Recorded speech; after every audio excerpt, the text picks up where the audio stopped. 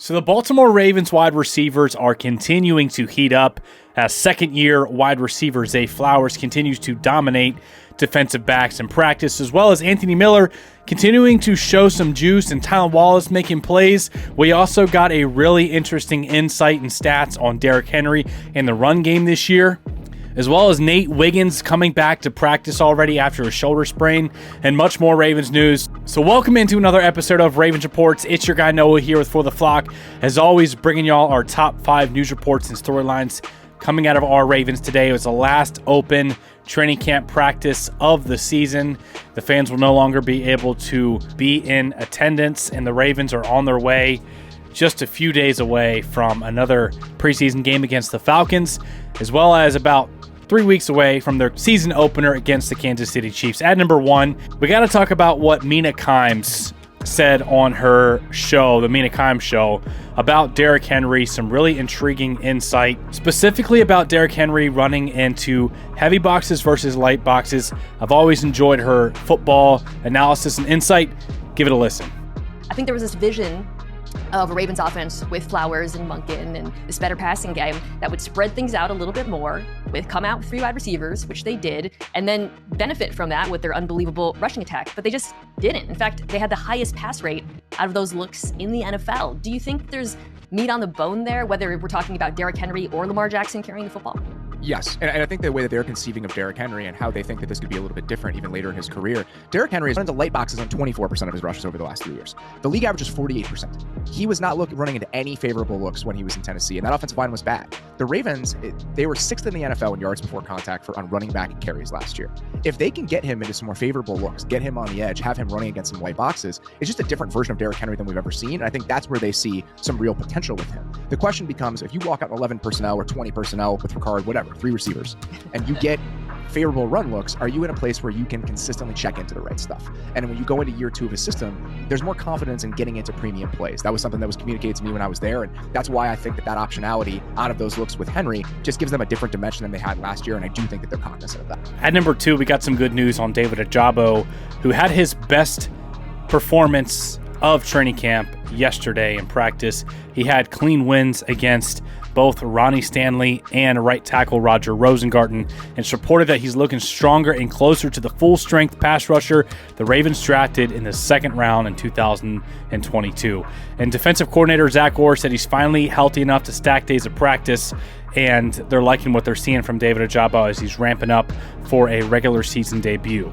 That'll be a big boost to the pass rush, the overall defense as a whole, if David Ojabo is a consistent contributor in that outside linebacker room. And at number 3, let's take a look at some of these practice reports because we got a lot to talk about here. Zay Flowers was hit by Lamar Jackson as he got behind Marlon Humphrey in the final day of training camp. Zay Flowers got the fans going early.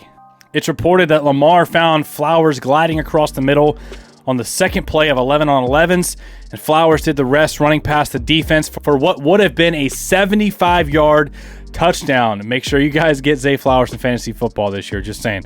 It was the first of many big plays from Flowers on Thursday. He connected with Jackson for at least 3 15-plus yard games, those big chunks, man. Zay Flowers has been very underrated, getting open over the middle of the field and some of those intermediate separation where he can just use those really greasy, lightning fast hips and foot fire to just snap off a route. The change of direction is elite for Zay, but multiple 15-yard chunks and also one 30 yards downfield.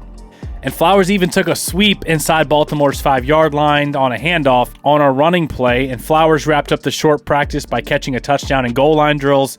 And Zay Flowers, man, remember what happened against the Chiefs. He's looking for his redemption. He already talked about that, but he's going to let his play do the talking. I'm excited about Zay Flowers this season. I've said it before. I think the dude's going to go over 1,200 yards this year. I think in a few years from now, we could look back and say Zay Flowers was the best receiver that the Ravens drafted. Not that the Ravens ever had, maybe, but that they drafted and developed. If you look at the list of guys of success, it's not very long. Zay Flowers has an opportunity after having 1,000 yards as a rookie whenever you include the playoffs. He broke multiple records last year for the Ravens, and he's going to have a big year too. We also have Kadir Ismael, the son of Kadir Ismael, who was a Super Bowl champion and a former #1 receiver for the Ravens, who we actually had the chance to interview last season, which was awesome. But he had a nice diving catch on Ardarius Washington. You can see the clip here. Seems like his name keeps coming up. The Ravens are listing him as a wide receiver / tight end. After he came out as an undrafted free agent wide receiver, he's doing some work at tight end. There was a clip of him yesterday holding up against a pass rush rep, blocking the big dude, the big outside linebacker in Tavius Robinson. So he's scrappy, man. He's getting in there and he continues to make plays. I don't know if he'll make the roster. I hope he does, but if he doesn't, he's definitely going to be a target for the practice squad for the Ravens to keep around. We also have Anthony Miller continuing to show that he can make plays. His name has been coming up a lot. We saw the clip from yesterday of him catching a bomb from Lamar Jackson downfield. Anthony Miller, the vet wide receiver, formerly a Chicago Bears second-round pick, has continued his strong first impression. He had a 20-yard catch and run today that he took an extra 50 yards to the end zone after the play was over. Later, Jackson found him for a 15-yard gain. He continues to get first-team reps, and he's making the most of them.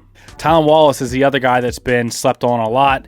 Not really a guy you expected to be a consistent part of the offense heading into camp, but players get better. Tylan Wallace is certainly hungry for this roster spot. He seemed like he's got better, and he's building some chemistry with Lamar Jackson. He continues to make plays and make big catches from Lamar, but today he opened the practice with a 10-yard gain and then went for another 15-yard gain a few plays later. We know he's a contributor on special teams after he won that game last year on that punt return whenever we played the Rams. If he's another added element to this receiver core and continue to make plays, I'm excited about what Tylan Wallace can do. I really liked him out of college, and that would add some really nice depth to the wide receiver room after your top two guys right now are Zay Flowers and Rashad Bateman, and then Nelson Aguilar.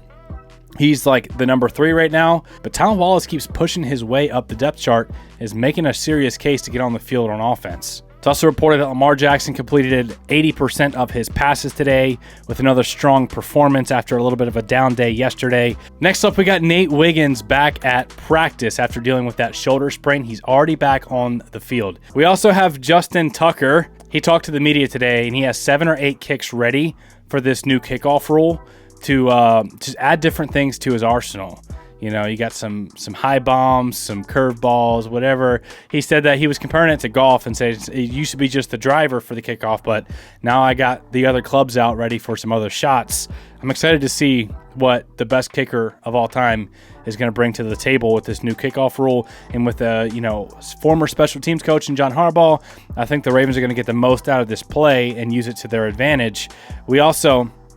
It's also confirmed that he did hit a 68-yard field goal in practice the other day. He currently holds the NFL record for a 66-yard field goal that happened against the Detroit Lions as time expired for a win. And Justin Tucker continues, when it's all said and done, he'll be the best kicker of all time. He's going to be a Hall of Famer. That he has that type of resume under his belt, but he's not showing any signs of regression as he's continued to crush 68-yarders in practice. Finally, we got Matt Judon. Officially, the hopes are over, man. We were talking about it, the hopes of it, but after the contract disputes there in New England with the rebuilding team, he's officially been traded to the Atlanta Falcons. But I just want to remind you guys, okay? The Ravens, under Eric DeCosta, have been very aggressive at the trade deadline and always try to find value in a guy that can add some oomph to the team right before a playoff push. In his short history, he's traded for Marcus Peters, Calais Campbell, Yannick Ngakoue, Roquan Smith, and last year had a deal in place for Derrick Henry before the Titans owner vetoed the trade, and then he ended up signing him in free agency. Obviously, he would have liked to have him during the year for that playoff run. He could have propelled the Ravens to a Super Bowl championship legitimately. They were just a few plays away from being there in the AFC Championship last year. The Ravens have been aggressive at the trade deadline, and I won't be surprised if they add a receiver or an outside linebacker to the mix whenever it gets closer to the trade deadline. The Ravens are never done adding talent and building their roster. It's a continual project for Eric DeCosta, and something that he's been very good at. As always, if you guys enjoyed today's content, make sure to leave the video a like. It really helps out the channel. I love you guys. I appreciate y'all. Thank y'all for tuning in, and we'll see you in the next video.